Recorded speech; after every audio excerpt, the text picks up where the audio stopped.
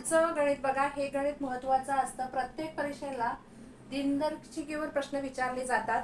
तर आता हे गणित कसं सोडवायचं बघा. आता इथे आपल्याला काय दिले, दिवसही दिलेला आहे आणि वर्षही दिलेला आहे. की गणित काय दिले, जर 7 सप्टेंबर 2012 रोजी शुक्रवार असेल तर 17 डिसेंबर 2014 रोजी कोणता वार असेल. यावेळेला पहिलं काय करायचं, तर वर्षामध्ये हे जे वर्ष दिलेले त्यांची वजाबाकी करायची. बरोबर आहे. मग 2014 वजा येणार आहे 2012. वजाबाकी आपल्याला किती मिळाली, तर वजाबाकी मिळालेली आहे 2. 4तून 2 गेले, राहिले 2. 0 0 आणि 0 म्हणजे काय, 2 दिवस आपल्याला इथे मिळालेले आहेत. आता बघा काय सांगितले, कोणता सप्टेंबर, किती सप्टेंबर 7 सप्टेंबर. आता सप्टेंबरला दिवस किती असतात, टोटल 30 असतात. 30 मधून 7 गेले, राहणार किती आहेत, 27. 27 नाही 23. 23 24 म्हणजे 26 27. बरोबर आहे. सप्टेंबरचे दिवस किती राहिले, 23 राहिले. मग आता 23 ला 7 ने भाग लावला तर किती येणार, 7 त्रिक 21 आणि बाकी उरली 2. आता नंतर सप्टेंबर नंतर ऑक्टोबर. ऑक्टोबर जो महिना आहे तर त्याचे दिवस किती असतात आपल्याला माहिती आहेत का, किती असतात, 31. 31 भागिले 7. 31 भागिले 7 किती येणार आहेत, 7 5 7 28. 29 30 आणि 31. आता नोव्हेंबर कितीचा महिना असतो, 30 चा महिना असतो. बरोबर आहे. मग 30 चा जर महिना असेल तर भाग त्याला कितीचा लागणार आहे, 7. 7 28 राहिले किती, 2. आणि आता इथे बघा किती राहिलेले आहेत, 17 डिसेंबर 2000 म्हणजे डिसेंबरचे किती दिवस आहेत, डिसेंबरचे दिवस आहेत 17. 17 ला किती राहील, भाग जाईल बघा, 7 दुने 14 15 16 आणि 17 3 दिवस बाकी राहिले. आता टोटल दिवस किती झाले बघा, 10 दिवस झाले. आता 10 ला पुन्हा आपल्याला 7 ने भागायचं आहे. 7 1 7 8 9 आणि 10 म्हणजे बाकी किती दिवस राहिले, 3 दिवस राहिले. म्हणजे 7 ने का भागतोय की 7व्या दिवसानंतर जेव्हा पुन्हा 8वा दिवस येणार आहे तेव्हा वार कोणता असणार आहे, शुक्रवारच असणार आहे. आता हे शिल्लक जी बाकी आपल्याला राहिले हे 3 वार पुढे जाणार आहेत. हे 3 आणि हे 2 वर्षाचे एकूण दिवस किती झाले, 5 दिवस झालेले. किती दिवस झाले,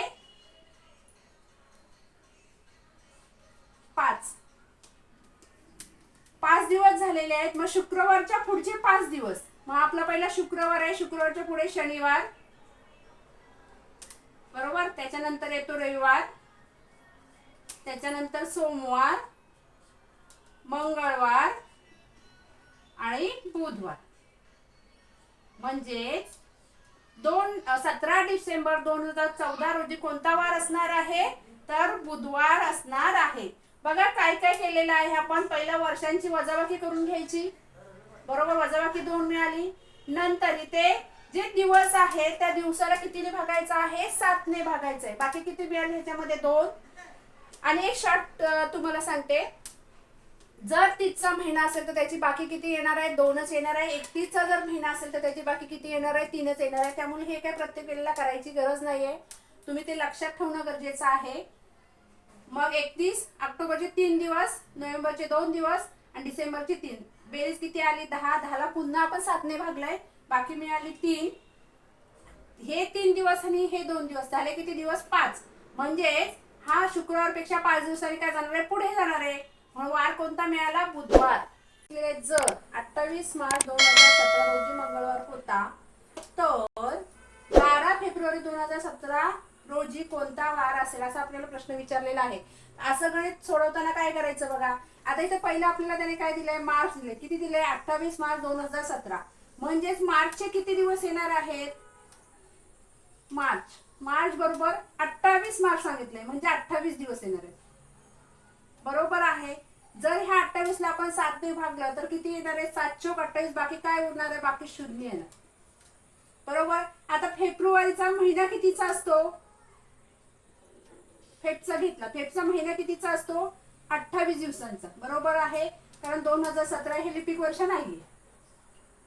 28 मधून त्याने 12 फेब्रुवारीच्या त्यांनी काय सांगितलंय, 12 फेब्रुवारीला कोणता वार असेल असा प्रश्न आपल्याला विचारलेला आहे. मग त्याच्यामधले काय झाले, 12 दिवस गेले आधीचे, म्हणून आपण केले 28 वजा 12. किती दिवस राहिले, 16 दिवस राहिले. आता 16ला जर 7 भाग लावलं तर किती येणार आहे, 7 दुने 14 आणि बाकी किती उरणार आहे, 2. बरोबर आहे. आता हे 2 जे राहिलेले आहेत ते आपले काय राहणार आहेत, दिवस राहणार आहेत. 7 दिवसानंतर त्याच्या पुढचा जो वार येणार आहे तो पहिला जो वार, म्हणजे आता इथे मंगळवार आहे तर 7 दिवसानंतर पुन्हा काय येणार आहे, मंगळवार, म्हणून आपण त्याला काय करतो, 7 भागतो. आता जे वार पुढचे राहिलेले आहेत ते त्या वाराच्या पुढचे असणार आहेत किंवा मागचे असणार आहेत. आता इथे आपल्याला काय विचारलेलं आहे की मार्चला मंगळवार होता आणि फेब्रुवारी विचारलं, म्हणजे आपल्याला पाठी जायला पाहिजे. मग 12 मार्चला कोणता वार येणार आहे, 12 फेब्रुवारी 2017 ला 2 दिवस मागे इथे मंगळवार होता. बरोबर आहे. मंगळवारच्या नंतर आधी कोणते वार येतात, इथे मंगळवार, नंतर येतो सोमवार बघा, आणि त्याच्यानंतर येतो रविवार. आता आपल्याला पाठी जायचंय कारण फेब्रुवारीची तारीख काढायची आहे. मग मंगळवार 28 मार्चला मंगळवार होता, मंगळवारच्या आधी कोणता वार येतो, सोमवार, आणि त्याच्यानंतर कोणता येतो, रविवार. आपल्याकडे 2च दिवस आहेत म्हणून इथे काय येणार आहे, म्हणजे 12 फेब्रुवारी 2017 ला कोणता वार होता, रविवार. इथे एक आपल्याला महत्वाचं गणित दिलेलं आहे बघा. गौरीचा जन्म जर शुक्रवारी 10 सप्टेंबर 1993 ला झाला असेल तर तिचा 3रा वाढदिवस कोणत्या वारी आला असेल असा प्रश्न आपल्याला विचारलेला आहे. मग अशा वेळेला काय करायचं बघा, तिचा जन्म कधी झालेला आहे तर शुक्रवारी 10 सप्टेंबर 1993. तिचा पहिला वाढदिवस कधी येणार आहे तर 10 सप्टेंबर 1994. 1994. बघा काय करायचं, तिचा पहिला वाढदिवस लिहून घेतला. आता 94 आल्याच्या नंतर दुसरा वाढदिवस कधी येणार आहे, 95 ला, आणि तिसरा वाढदिवस येणार आहे 1996. आता इथे आपल्याला काय सांगितलंय बघा, जर वर्ष जे असतो तो एका वाराने पुढे जातो. मग इथे शुक्रवार असेल तर 1994 ला कोणता वार येणार आहे तर तिथे येणार आहे शनिवार, एका वाराने पुढे गेले.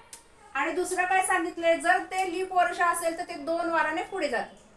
म्हणजेच आता 1994 हे काय आहे, लीप वर्ष आहे.